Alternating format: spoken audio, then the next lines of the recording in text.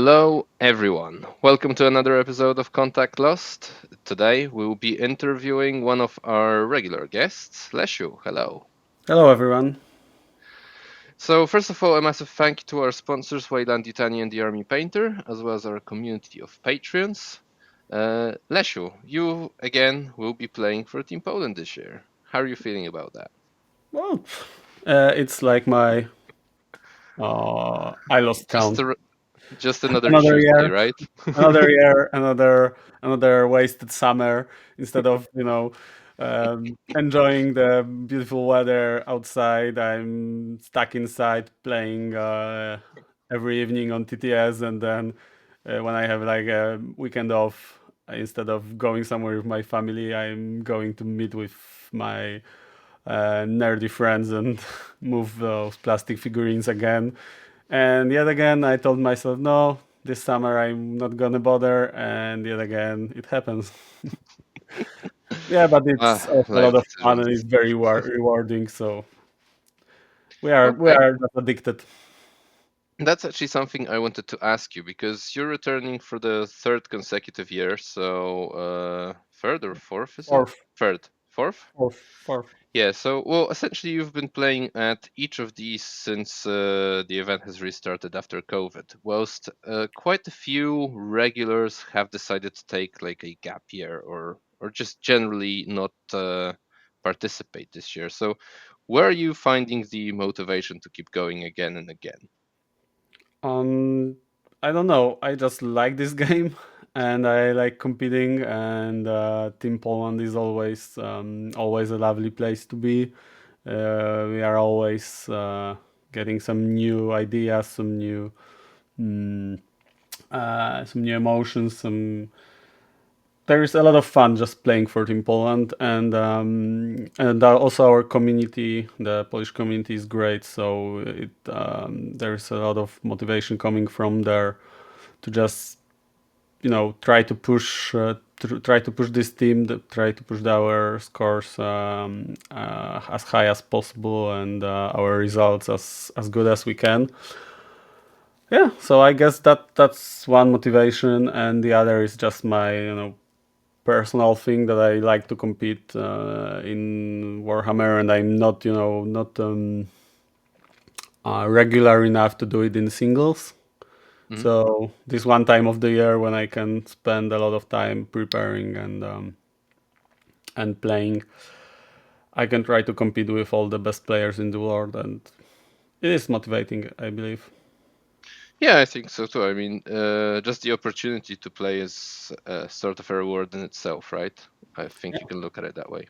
I guess there are a lot of players that would gladly swap places and play for the WTC team. So I Mhm. guess I'm the lucky one, not the other way around. Totally.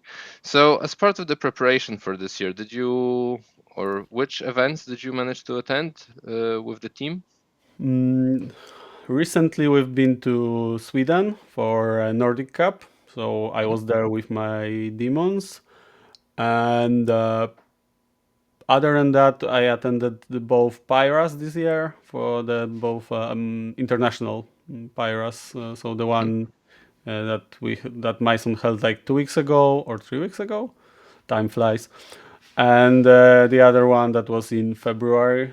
Mhm. Mm, Other than that, only some local tournament. Well, not local, but only Polish tournaments like Mhm. Silesian Team Championship and so on. All right. Okay. So I don't think you need any further introduction. Like we said, you're not playing for the first time. You're quite a renowned player in the Polish community and not only in the Polish community. So I think we can just jump into our faction focus for the day. Sure. So you're taking the Chaos Knights this year. So we can start by looking at some of the Chaos Knights list at the WTC, and there is some variety in those lists. So let me just pull something up on the screen. Uh, yeah, let's go with this. Put that here. I think we can start with the Canadian ones, as that's one of the lists that you've chosen as something interesting this thing. So what we got here? We've got three Lancers and Lords of Dread, and two Abominants and some Demons. What's your take on this list? Yeah, so Canada decided this year to go with Night Lancers, both in Chaos and Imperial variant, and both of those lists have triple Lancers, I believe, which is interesting choice. They are definitely the most durable chassis. However, Mhm. their damage is a bit disappointing. The fact that the lance, the huge lance that is larger than pretty much every model in 40k, And maybe all outside of of the Titan, ruins. yeah, and a lot of the ruins it got like 5 attacks with AP3 or something like that. It's a bit disappointing. However, Mhm. it's very durable and with enhancements that you can throw in Lords of Dread. It's definitely an interesting choice. They've got Blade of Celerity, so that's the fight first one, I believe. And Blessing is definitely the stealth and ignore one. Like reduce one damage to 0. And Throne, I believe, is advance and charge. I'm not sure. I haven't played this one. I think it is. I Yeah, think it well, is. the Lords of Dread is like the first choice for Chaos Knight detachments, especially if you decide to play a lot of quest stories or Cerastus or all the like large or the big knights. Then you definitely start with Lords of Dread. They've got those this OC5 sticky, which is very annoying for a lot of armies. For And zero CP yeah, for once zero per CP as round. long as the warlord is alive. Mhm. And then you can use one for zero CP, then the other one Yeah, in yeah. different phase for one CP, and you can sticky like 2 or 3 objectives early on and just push with those knights, which is very oppressive for a lot of armies. And actually, Nurglings, because he got some demons there, Nurglings are enough to like hold your backfield in that case because you just screen with them and you still got OC5 on the objective, which Mhm. is usually more than enough.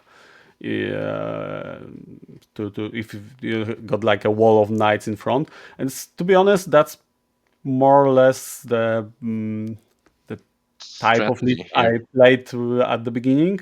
I have had a little bit different composition. I did use like a single lancer, or I even tried two of those Mhm. with some durability enhancements, and then some shooting knights behind them, like Atropos or the spoilers, and some demons. And it's really decent list. And well, if you take three lancers, your damage might be a bit lacking, but you definitely can just auto see people on the objectives and be annoying. Yeah, but that's also the concern I would have looking at this list. All of your shooting is AP zero, so it might be a little bit difficult at times. And like you said, the lance only has 5 attacks or only 10 on the sweep. So I think there might be situations where it just gets stuck in things. Definitely. Yeah, but the Lords of Dread is a definitely first glance go to detachment with what it offers. Okay. So what do we have next on the list? I need to take a quick I, look. I think Germany. Germany is definitely one of them. And then we had Sweden too. Okay, let's scroll sideways. And a shout out to Vaisla for putting this together real quick. I'm still waiting for the official PDF, but we're making do with what we've got. All right, we've got Fred from Germany. He's opted for Inferno Lance and has just 6 big dudes. So 3 Abominants and a Trapos, and 2 Despoilers, one with Gatling with double Gatling cannons and one with double battle cannons. Yeah. So Fred decided to go with Infernal Lance, which is second grade detachment from Chaos Knight. And to be honest, it turns out it's probably slightly better. then Lords of Dread is slightly less obvious, but it offers a lot of benefits. The Malefic Search rule, so the fact that you can put either sustain or lethal or additional 3 inches of movement on your knights, as well as you can use it for invulnerable save in close combat, paired with some feel no pain, makes it a great choice for the Codex knights that lack invulnerable save in close combat. Hmm. And also the lethal and sustains pairs really well with those the spoilers that can teach out a lot of shots. You also got a lot really nice stratagems there, like 4-up invulnerable save, pretty much the same one that you get in Imperial Knights, as well as AOC in close combat, and you also got sticky, just the standard version, but Yeah, all of without the OC. times it is enough that you Hmm. can just sticky an objective and move out of it. Um, I think it's really nice list. It's very oppressive if you cannot handle at least 2 big knights a turn. Because if you like kill one, then you are getting overrun, definitely. If you Hmm. can kill two, it's still a struggle because you're left with 4, and you usually need to expose a lot of your army. So um, there's Yeah, and then a lot of staying power with 6 big knights, and yeah, I it's a really like this critical list. mass. Also, if you like go through all of the other lists, there is you can see that a lot of people got inspired by Fred. Let's say, like I'm one of them. Let's be honest, he was the original. I'm pretty sure he was the original one that took this list. It's also like 2,000 points exactly, so there is not much you can tinker around. Like Hmm. you could like if you had few points, you could like swap an abominant for a different knight or something like that. But it's exactly 2,000, and it's a On really heroes, yeah. really decent list. And you can actually see which teams were attended Pyra, because a lot of those teams at least took an inspiration, if not took the exactly the same list. Yeah, Fred might not be willing to come again to that event. Or he might be proud that he inspired so many teams. True, true that. So, but do you think this list could also work in Lords of Dread? Definitely, it's a choice. Mm, the like the biggest issue, probably, I would say, is the lack of invulnerable save, or a lack of like proper defensive in close combat. Like, okay, you Hmm. get -1 damage, which works really well against the damage to close combat, but you lack like if you get paired into like I don't know, let's say your opponent got Scarbrand or like some similar model with AP4, like D6 plus 2 damage, or even AP3. I don't know, like Mauler Fiend, or Hmm. I'm not sure about it AP, but single attacks or small quantity of attacks with damage IAP D6 plus 2 or plus 1 or something similar and high AP, you got basically defense against it. no defensive skills in Lords of Dread, because -1 damage doesn't work there. Hmm. And here you can either use Malefic Search in your commander, you can use it retroactively when you are getting charged. You can just at the end of charge phase use a stratagem to use it again. So it's really nice for defense, and lethal and sustains are always a decent buff, especially if you can put it on a model that got a lot of shots like Gatling cannon or battle cannon. Yep, 100%. So we've had this discussion on the Polish Discord, but I'm gonna ask you again because you've opted to go with 2 despoilers with double Gatling cannons, foregoing the battle cannon. What was your thought process there? I don't want to spoil too much, but I think they are both decent choices. Like if you run the math, and that's probably not not a you can do it in unit crunch or just pull out a calculator. If you Hmm. run the numbers against a lot of the profiles, they are very similar in damage. So I guess it's like personal choice, I would say. Fair I'm enough. not I'm not so keen on rolling those 46s and then seeing if I'm average or not. Yes, there is always a risk that across 7 games you will roll for once, at least once. So yeah, not Also very everyone might want to assuring gamble if with you it. got like sustains or littles and you just take those 36 dice and just throw them and it, it's very stable. The That's true. that usually you get pretty much the same amount of sixes every time. Like maybe there is like variation of one or two, and the same usually the similar amount of wounds for your opponent. Yes, playing 40k does teach you that quite often quantity is better than quality. Definitely. And the quality is there as well. It's It's not 82 bad damage quality, too, yeah. so And you can put ignore cover on that as well, yeah. as well. Yeah. It can definitely do the job. That's also So a big advantage of Infernal Lance is if you play the spoilers, the ignore cover, because otherwise the battle cannon would be very unreliable, and yeah, uh, even the gatlings are way better with if you can put ignore cover against some profiles. yeah, 100% agree, especially on that battle cannon. The ignore cover really helps, 'cause then the AP1 might be sufficient in a lot of situations, whilst otherwise it would be lackluster. All right, let's move on. I think we want to talk about the Icelandic list. It's being piloted by Aegir. Shout out to him. Triple the spoilers, all with Gatling cannons. So putting out what is this? This is 108 shots Something altogether. around that.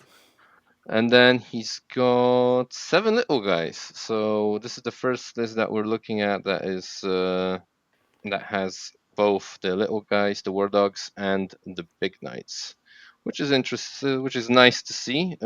With the new codex, it actually kind of looks like an army, not just a stat check and critical mass of either chassis.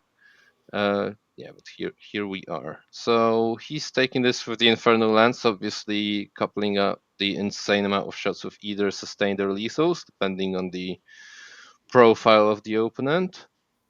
What do you think of this list? Well, I would guess that as soon as the big knights get some kind of nerfs, that will be a list that will gravitate towards. Well, Mhm, obviously depending on the kind of nerfs, but if let's imagine that they get back their points, cats, then you just drop one small knight and just play with it, mhm, something around that. It's way more balanced than just taking 5 or 6 big knights because you can commit something on the objective or like for a secondary or to like block your opponent or whatever without committing the 300 plus model. And War Dogs with Malefic Surge are actually pretty decent, especially carnivores that can go 17 inches and just run around the table mhm. are very, they can be very surprising for your opponent, as well as Stalkers. That's also something I was considering because they got Scout 6, so you can basically go like 21 inches turn one and just push your opponent. Yeah, Yeah, try so jail him somewhat. somewhat you could actually also like argue to drop one of the executioners, which are not that great, and put some demons if they're available in the team comp, like Mhm. at least and like 2 times 3 Nurglings or something around that. I would have to like tinker with points a bit. That's also an option, as infiltration is always very Handy. useful in this meta. Hmm. Yeah, but with the sustained, the 8 shots from the autocannons can be okay-ish Yeah, at times. Although, especially if you can find targets that fly. yeah, exactly. Just the AP one again is the potential issue Yeah, here. definitely. And 3D spoilers, it's probably the highest damage output knight there is in Infernal Lance. And definitely the most reliable, right? Because Definitely. again, Yeah, because just the Atropos quantity. can one shot something or just fail to do any damage. That's the biggest issue I got with Atropos. And the only problem, I think that this can be tied in combat somewhat, although you can shoot into combat with 36 That's the shots. big That that's the big advantage of Gatling, could that help. it's not blasts. And actually, if you run the math with sustains or littles, the -1 to hit doesn't impact the overall damage that much. So you can Mhm. basically like kill something that tries to like tie you in combat. So it's very reliable, I would say. Okay. Right, I think we've covered that one, and then there was one more, The I Sweden one, think. I believe. Yes. Now, here is Björn. Yeah, this one's is interesting, I feel It's like, very because it, similar to the previous one. oh yeah, it is. It's got three despoilers. Yes, but it has Rotigus instead of a couple of the small guys. So he's got three carnivores and a stalker. So two stalkers and two executioners less, or a stalker and two executioners less. But he swapped out them for a beast of Nurgle, 2 units of Nurglings, which you've mentioned, the upside to having them, and then Rotigus himself. So uh, I think that there was a point where you also had a list on Lords of Dread with Rotigus. So how do you think he combines with the Chaos Knights? He's very decent in Chaos Knights. You can try to either push him onto the middle if it's obviously if it's possible due to If he terrain. can fit. Yeah, if he can fit. You can either push him on the middle objective or on one of the expansion objectives and just tell your opponent, okay, you need to commit some serious damage because he got toughness 12 and like 22 or 24 wounds. I don't remember, with 6 up final pain and 4 up invulnerable. So he's very durable, and you cannot simply block this objective out. You cannot out OC him because he gives an aura of -1 OC. Hmm. So if you got OC1, you got OC0. Oh, great. And he also got pretty decent profiling combat because he got damage 3 that you can boost up to damage 4. Um, And then and the all sweep, of this right? for He's 200. got damage one. You can boost it two. Yeah, so he's Yeah. very decent for his 250 points. So he definitely improved the primary game of this list, which is already pretty decent with demons, with Chaos Knights, because the small knights still got like OC6, which gets up to OC7 next to the spoilers. So yeah, that definitely helps mm, your table presence with Rotigus and Nurglings, and you still got the most of the damage with 3 spoilers. Hmm. All right. So, are you surprised by the amount of Chaos Knights that are at the WTC? I think there was a moment that we've expected all of the teams would take this army, but that's not the case, if I remember correctly. Definitely not. I believe it's always the case of like this kind of psyops that so Hmm. you either decide that you take two double knights, and then but what if your opponent's got some counter list that can trash knights? Then maybe you won't take knights, but then maybe your opponents will think will have the similar train of thoughts, and decide Mm-hmm. to not take so many counters, and well, it's I believe every team just went back and forth on this topic, whether to take knights, how many, or should they take both chaos and imperial, or just chaos, or just imperial, and how many counters should you have? Because if other teams will have only one knights in their roster, then taking any counters is risky, because you can just completely miss the knights. You can try to put Mm-hmm. them somewhere into those some early defenders. That's also an issue, whether your defending list will be good against knights, because what if they are not? Then your counters won't get the knight pairing, because you can just double attack the defending list. There is a lot of things to consider in this scenario, where both knight lists are pretty decent.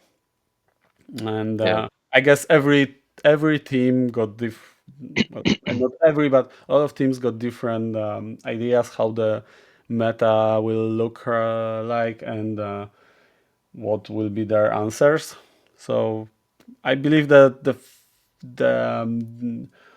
the way we ended up with some teams taking double knights, maybe most of them taking double knights, some taking none, and some even taking just one list. It's probably the distribution I would expect, because every other team got different solutions and different ideas about the meta. Mm-hmm. Yeah, but one thing we can say for sure is that definitely this night release has shaken up the meta as we knew it. Definitely, I think it's the biggest shaping factor of this WTC, because not only it's the issue I just described, but also it it makes a lot of lists that we used to have not viable anymore.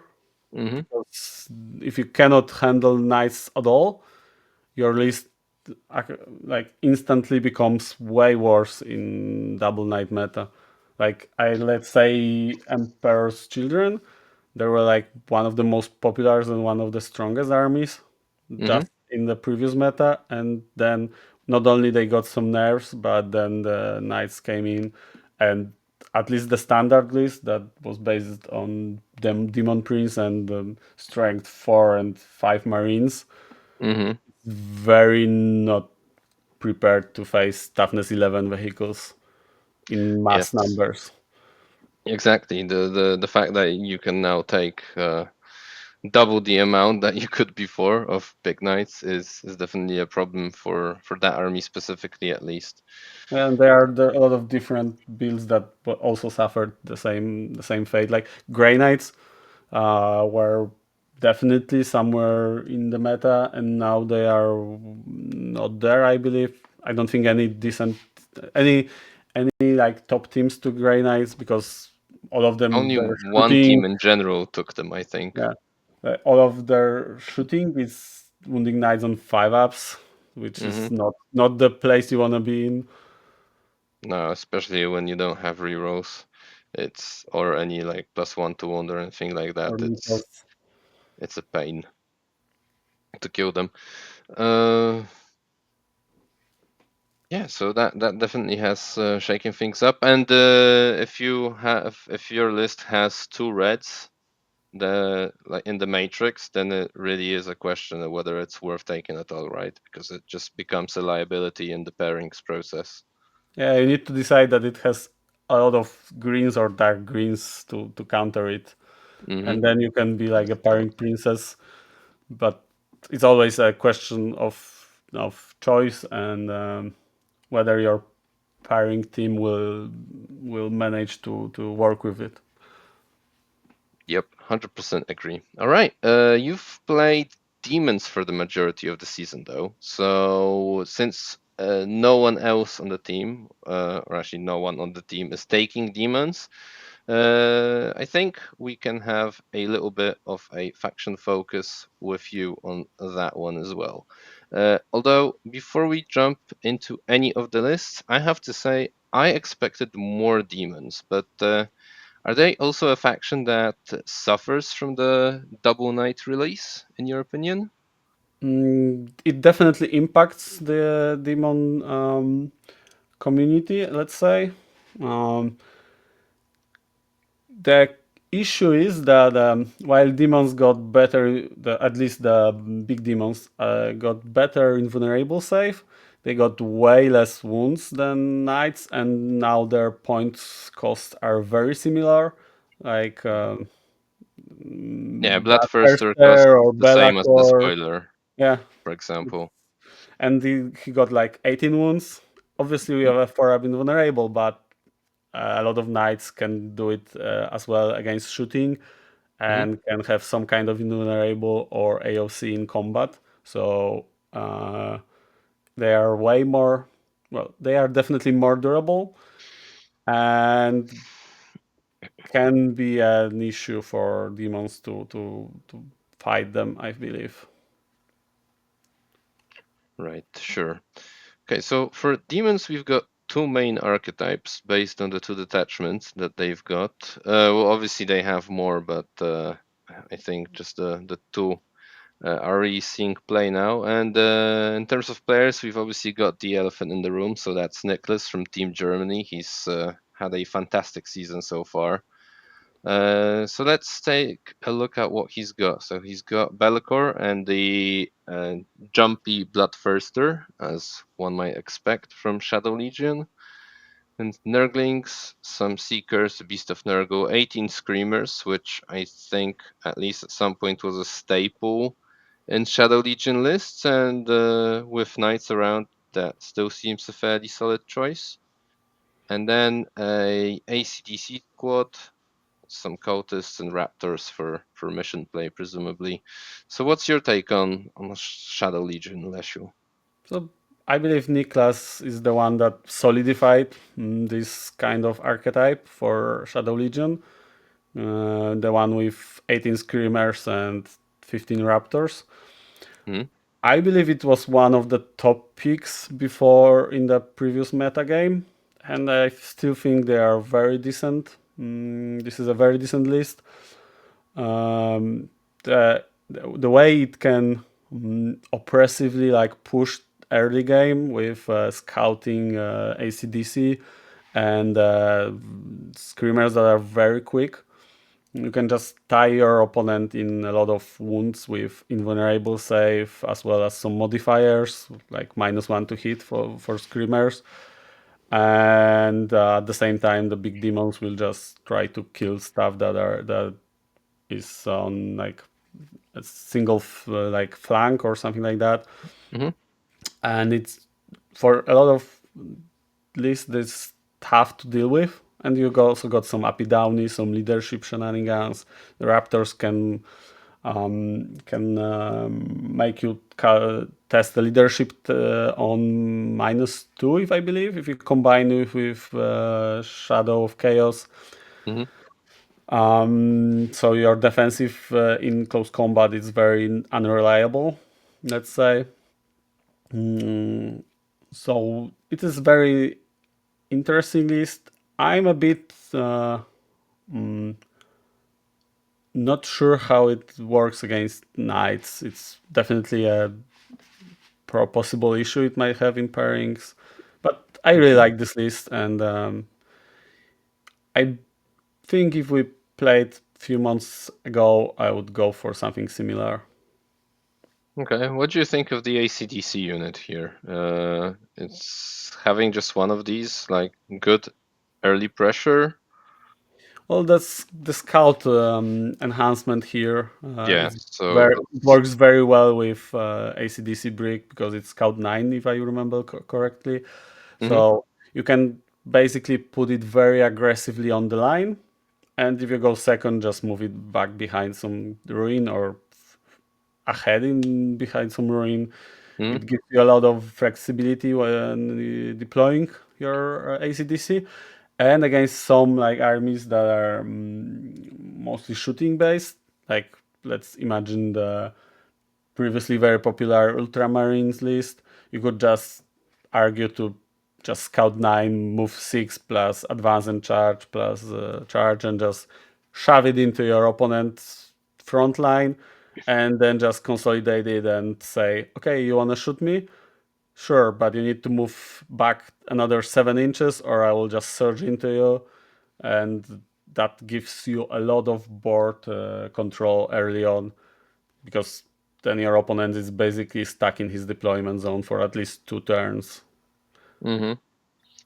Yeah, I just think that it would be beneficial to, if you could add some shooting under Bellacor's aura to this, it would be cool. But instead, he's got 3 units of Raptors. And But yeah, try I with mean, Havocs. There is a list with 3x5 Havocs, I believe.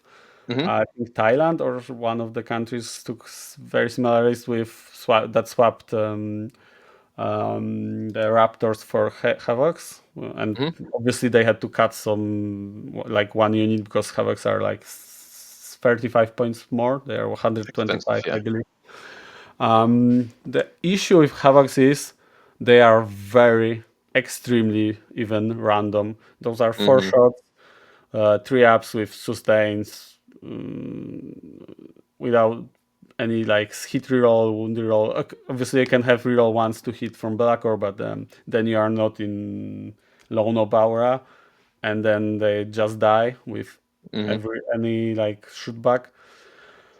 So I had games where Havocs that like one-shotted the Predator or something like that, so some similar chassis, and then I had games where they failed to cause a single wound. So it's very unreliable shooting, I would say. Okay, fair enough. Right, and then the other archetype we have is essentially the Monster Mash, and we've got Panagiotis from Team Greece sporting that, for example, with Be'lakor, Kairos, Rotigus, Skarbrand, named guy. So a great unclean one with the Endless Gift, also a staple of these lists, and a Lord of Change with the enhancement as well.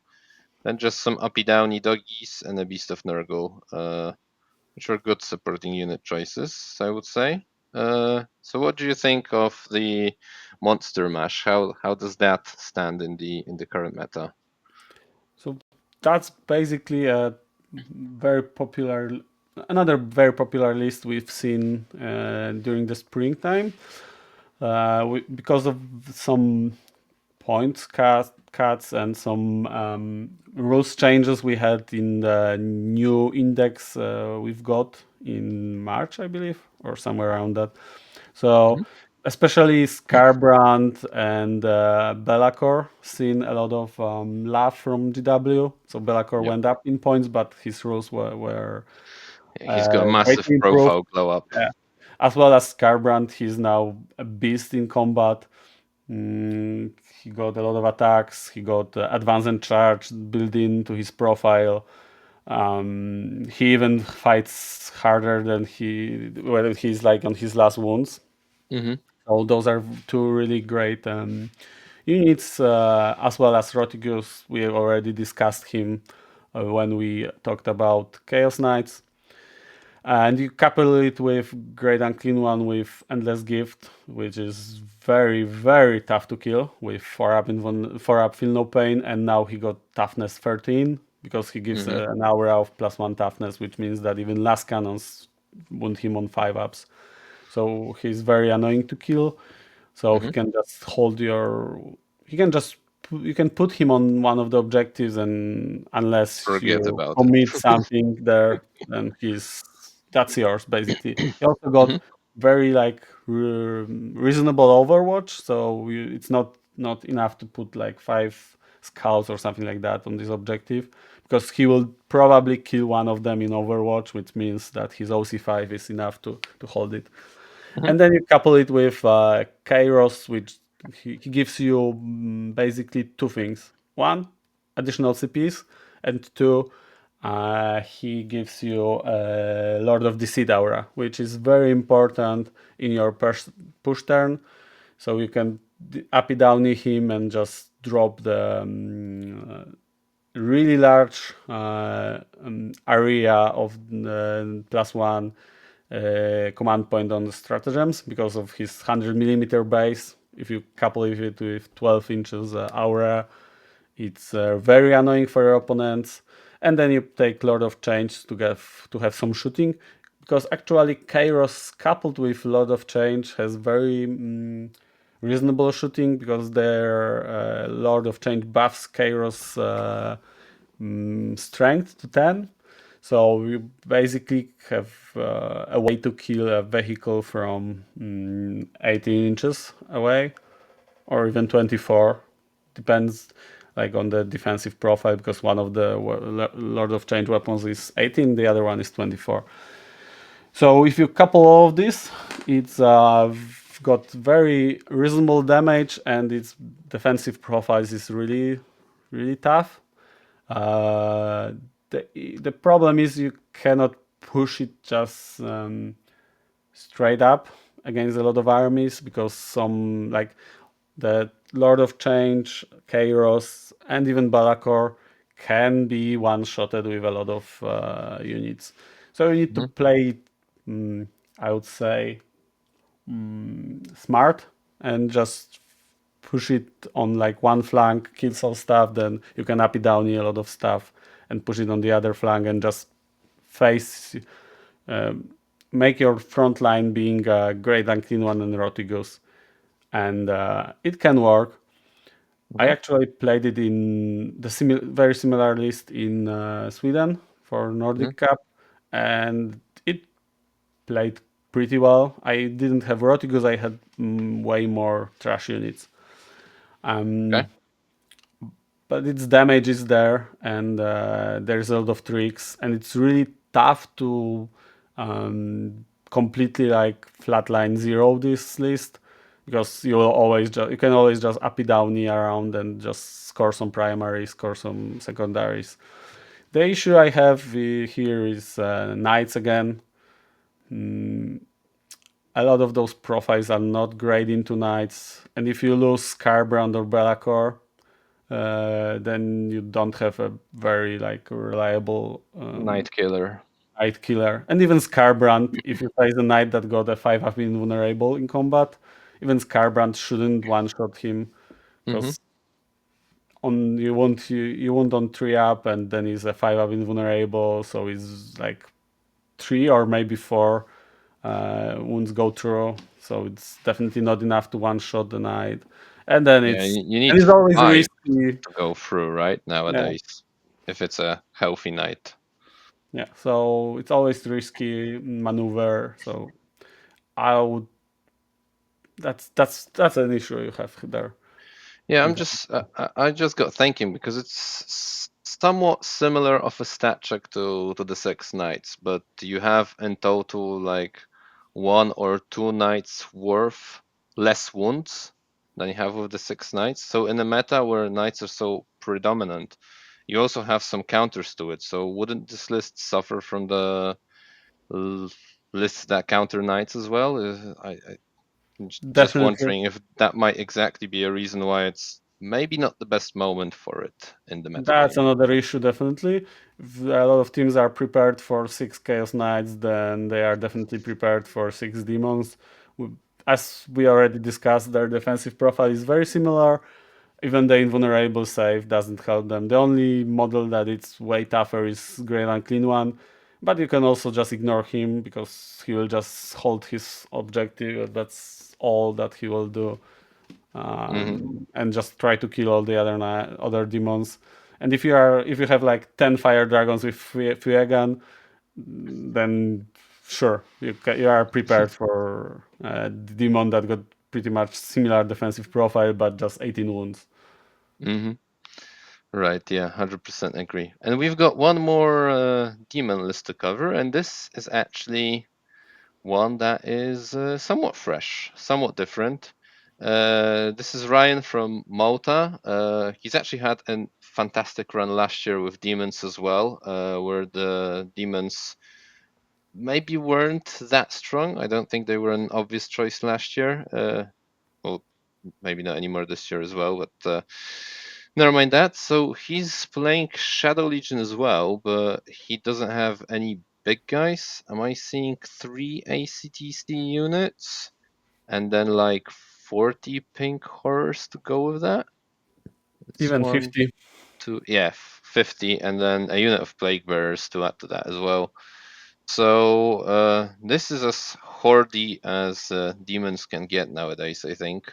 What do you think of this one? This is definitely way to play demons as a horde army, and it's archetype that, well, maybe not for demons, but the horde archetype is kind of popular this WTC.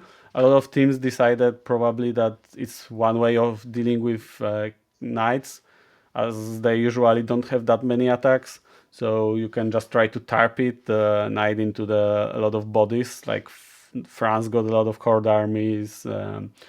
USA got 3 ACDCs, but in Chaos Cult. So Mm. I think it's more or less the similar idea, just the way to execute it is a bit different. Pink horrors that got -1 to hit are actually very annoying to kill, and if you cannot kill them with like one activation, they become an issue because then they start splitting and they can do some shenanigans like Necrons with their, removing models from one side of the unit, then adding them on the other side, cutting some line of sights, and so on and so forth, changing the Prolonging charge charges, ranges, etc. and then you can just try to screen around with those horrors and do a lot of annoying stuff. So if you know your tricks and you know your game plan, it can be very annoying. And if you couple it with 3 ACDC bricks, that's a lot of wounds with invulnerable save that you have to chew through. There is a lot of OC here. It would be, I think, a lot of armies that are low on the shot count can struggle with it, Mm-hmm. and also the fact that some and if you a lot of teams, I believe, decided that if you're there will be knights and there will be counters to knights that also bring a lot of anti-tank, so it's usually a lot small amount of shots like Mm-hmm. 10 fire dragons we just mentioned will never ever kill 10 pink horrors. Mm-hmm. So that's also probably the way people thought about the meta when they're planned this kind of list. And here I believe it will work properly if it gets paired into its right matchups. So because the damage output here is not high enough, I would guess, to kill a lot of stuff. There is Mm-hmm. ACDC that it's really good only for one turn, where when it gets +1 to hit and wound, and even then, if you Yep. face a 2-up save or 3-up with Armor of Contempt, then it's still not great. But I think the scoring potential of this list is really high because you Mm-hmm. can just drown your opponent with OC and bodies and just outscore him. The only thing I would change here, I would pick some more Nurglings because they are very annoying for 70 points with -1 to hit in combat and -1 to wound always. I would Mm-hmm. probably swap like And a one 5-up invul now. I would probably swap one pink horror units for two more Nurglings units, and just because if you like go first, you can just throw those Nurglings in your opponent's front lines and be annoying. Yeah, and it also can help you open up the board, right, with the infiltration as well. It makes Definitely. space for the ACDC units that come behind them. Sure, yeah, definitely. But it will be interesting to see how this list performs. Yeah, I can definitely see it countering knight counters for one. But I And feel like countering Chaos knight. Knights. I feel like Chaos Knights could maybe deal with it with your double, triple despoilers with Gatlings. Yeah, the fact that a lot of teams decided for the spoilers with sustains in the Infernal Lance probably scammed some hard armies here. But against like Atropos the builds, I don't think it can ever chew through this amount of bodies. Or those Lancers we saw at the Yeah, beginning. They might good luck also with 10 struggle. attacks. Yep, yep. All right. That brings us to the end of the Demon faction focus. So, we've also rambled on for quite a while. Lesiu, thank you very much for joining here for the discussion and sharing your insights for these Chaos factions. Always a pleasure to have you on. Thank you for inviting me. And we'll see you in Leoben. Best of luck there. See you. See you, Fingers everyone. crossed for the team. Thanks everyone for listening in. If you like what we do, please hit that subscribe button, that bell button, leave a like, a comment, what have you. And just a reminder that we will be streaming Team Poland games at the WTC here on Contact Lost. So make sure you tune in during the event and check out the mini games that we're hosting, the Fantasy Entourage and the Match Predictor. A massive thank you to our sponsors, Weyland-Yutani and the Army Painter, and our community of patrons. This is it for this episode. Bye bye. Bye bye.